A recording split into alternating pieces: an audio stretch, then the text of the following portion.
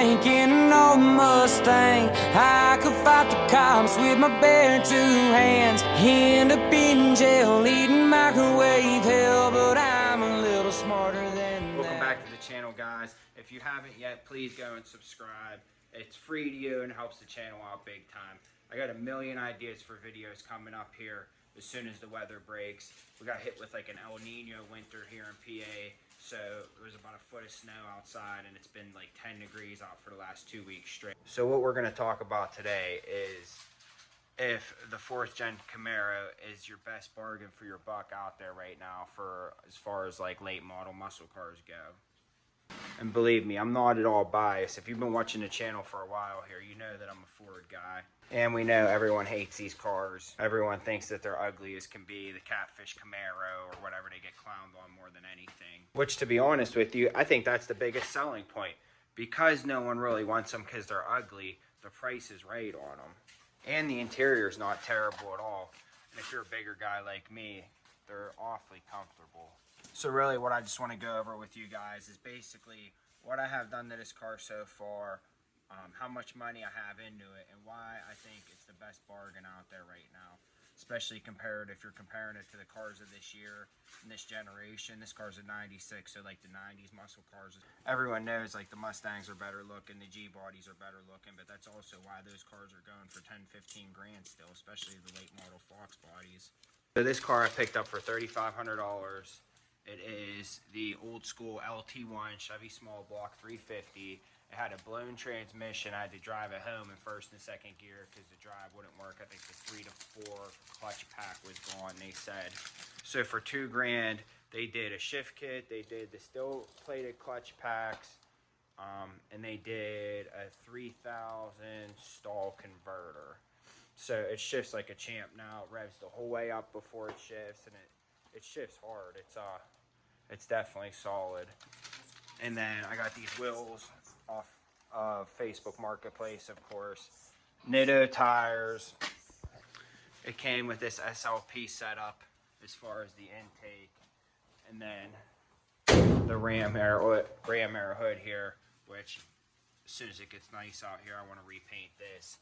And then paint this bumper, and then these black bezels, I want to paint it all white color matched, and then do some LEDs.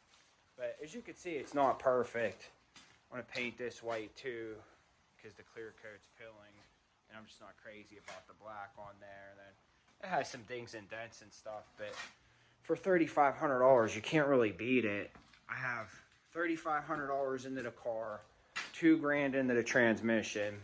I picked up these wheels on Marketplace for $400 with good Nitto tires, and it has some fat drag radials on the back. I think these are 285s. Yeah, 285 4018. If you're thinking about doing something similar as far as the setup goes, and I think the fitment's pretty good. Like they're flush, but they don't stick out. And then I also picked up, you can see under here or not, probably not, but I picked up some BMR 1.5" lowering springs off some guy on Marketplace too for $125 brand new. I did have to do a fuel pump, and I put a new battery in it. Yeah, so all in all, I got $3,500 into the car, $2 grand into the transmission, so we're up to $5,500. The wheels, I got these wheels for $400, but I actually sold the wheels that were off of it for $500, so then I made $100. Fuel pump, I think, was $250.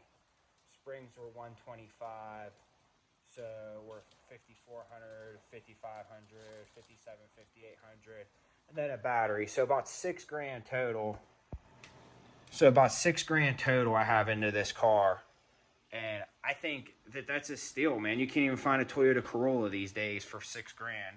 And the car, when I bought it, had 98,000 miles on it. And it's completely rust-free. Like, there's not a spot of rust underneath it. It was completely undercoated. The wheel wells are perfect.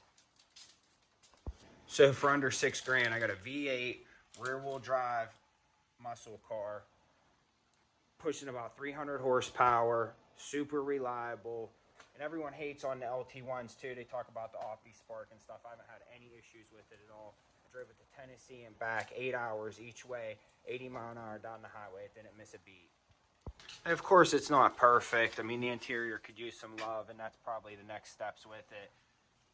I don't know if you can really see, but the dash is cracked. It's pretty common on these. And then the headliner's all kind of duct taped up. So maybe I'll make a video here soon of replacing that.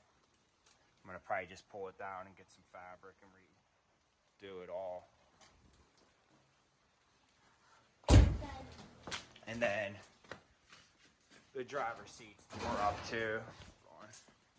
Trying to move around in my garage out here. It's freezing cold, but yeah, the driver's seats tore up. So I might, over this next year, just tear the whole interior out, redo the carpet, do the headliner, do the dash, and maybe get some race seats. I don't know about you guys, but for under $6 grand, I think that this is a bargain. And you can find these cars everywhere. I've seen some on Marketplace for like $1,500 that needed a little bit of paint work.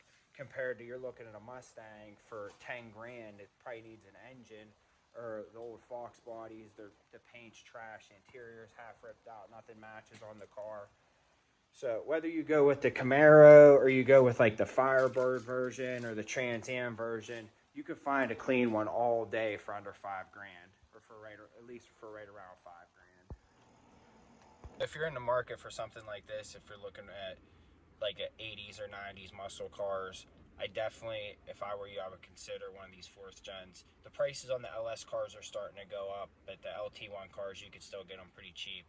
And I'd imagine here over the next 10 years or so that the prices on the LT cars are going to be going up too. And that Coleman mini bike that I had, I sold that the other day for $700, made a little bit of money on that. I still have the original engine off of it. So I'm going to go tonight. I'm supposed to be picking up this Texas Road Rocket go-kart roller, and then we're going to put that engine on the go-kart and hopefully get that thing going, maybe try to flip that or keep it and play with it. So if you want to see a build on that too, like I said in the beginning of the video, please subscribe, and I'll see you guys on the next one. Peace.